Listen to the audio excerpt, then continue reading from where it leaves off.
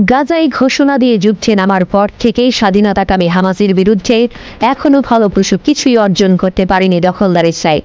উল্টো হামাসের ফাঁদে পা দিয়ে প্রাণ হারাচ্ছে ইসরায়েলি সেনারা।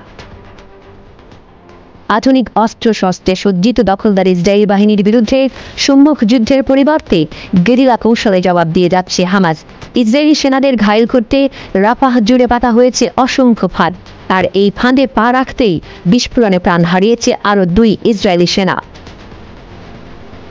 ইসরায়েল স্বীকার করেছে যে রাফার আল জানিনা পাড়ায় একটি ভবনের সুড়ঙ্গ তল্লাশি করছিল তাদের বাহিনী, আর এই সময়েই ঘটে বিস্ফোরণ। এতে প্রাণ হারায় কমব্যাট ইঞ্জিনিয়ারিং কোরের ইয়াহালুম ইউনিটের কর্মকর্তা ক্যাপ্টেন নোয়াম রোভিদ ও সার্জেন্ট ইয়ালি সেরয়। এদিকে গত শনিবার গাজার পূর্বাঞ্চলের দারাজ ও তুফা পাড়ায় সেনা শিবিরের বিস্ফোরণে 2 ইসরায়েলি সেনা আহত হয়। 2023 সালের 7 অক্টোবর থেকে হামাসের বিরুদ্ধে যুদ্ধে এখনো পর্যন্ত 853 সেনার মৃত্যুর খবর স্বীকার করেছে ইসরায়েল। গত 18 মার্চ থেকে গাজায় ইসরায়েলের পূর্ণমাত্রার আক্রমণ পুনরায় শুরু হওয়ার পর থেকে নিহতের সংখ্যা 6 জন।